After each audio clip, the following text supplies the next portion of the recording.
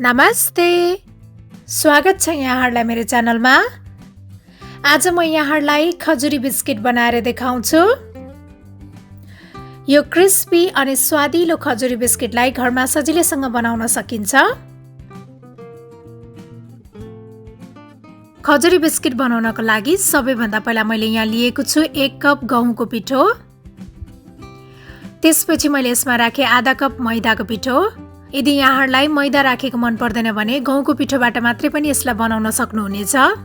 त्यसपछि मैले यहाँ लिएको छु 1/3 कप सुजी।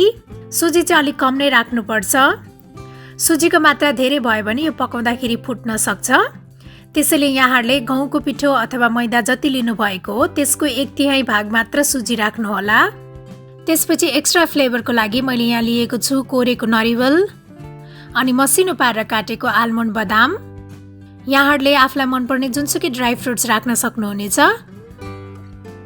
अनि त्यस्तै एक्स्ट्रा स्वादको लागि मैले यहाँ थोरै पिसेको सुकुमेल राखेँ।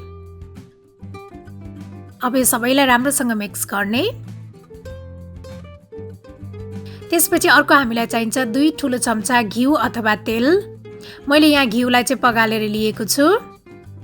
अब यो सबैलाई राम्रोसँग मिक्स गर्ने। घिउ अथवा तेल पनि यहाँहरूले विचार गरेर राख्नुहोला। धेरै भयो भने पनि यो पकाउँदाखेरि फुट्न सक्छ।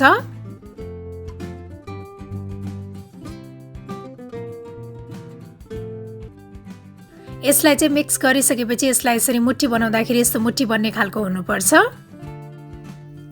यतिको मिक्स गरिसकेपछि मैले यसमा राखेँ 1/3 कप चिनी। चिनी चाहिँ यहाँहरूले आफ्नो स्वाद अनुसार राख्नुहोला।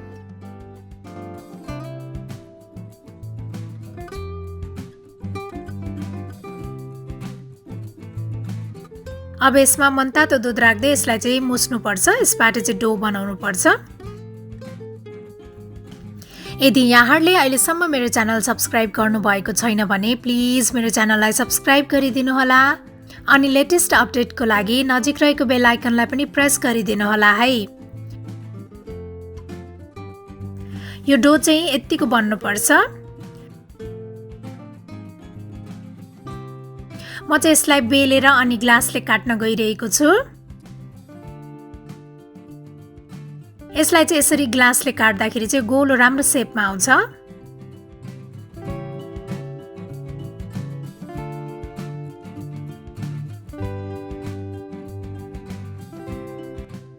अथवा यसलाई चाहिँ यहाँहरूले यसरी हातले गोलो बनाएर अनि फोर्कको सहायताले यसरी बुट्टा बनाउन सक्नुहुनेछ।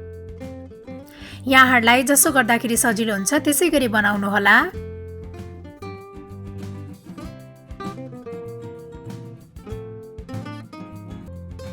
अब यो बिस्किटलाई फ्राई गर्नको लागि मैले चाहिँ यहाँ तेल तताइसकेको छु। अब यसलाई तेलमा राखेर लो मिडियम फ्लेममा रातो हुने बेलासम्म फ्राई गर्नुपर्छ।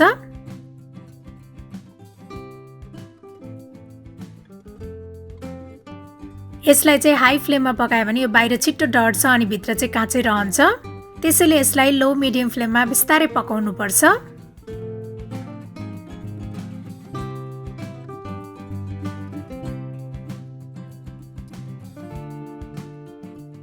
यतिको भएपछि यो खजुरी बिस्किट रेडी भइसकेको छ। यसलाई चाहिँ अब निकाल्ने।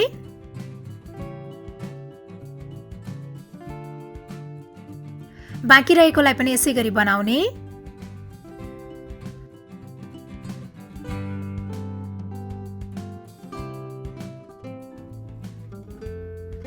अब हाम्रो यो खजुरी बिस्किट चाहिँ रेडी भइसकेको छ।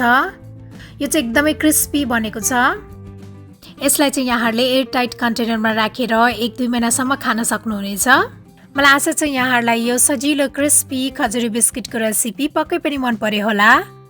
र मेरो अरू यस्तै रेसिपीहरूको लागि प्लिज मेरो च्यानललाई सब्स्क्राइब गरिदिनु होला। साथै मेरो भिडियोलाई लाइक, शेयर र कमेन्ट गर्न पनि नभुल्नुहोला है। Thank you for watching. Bye by.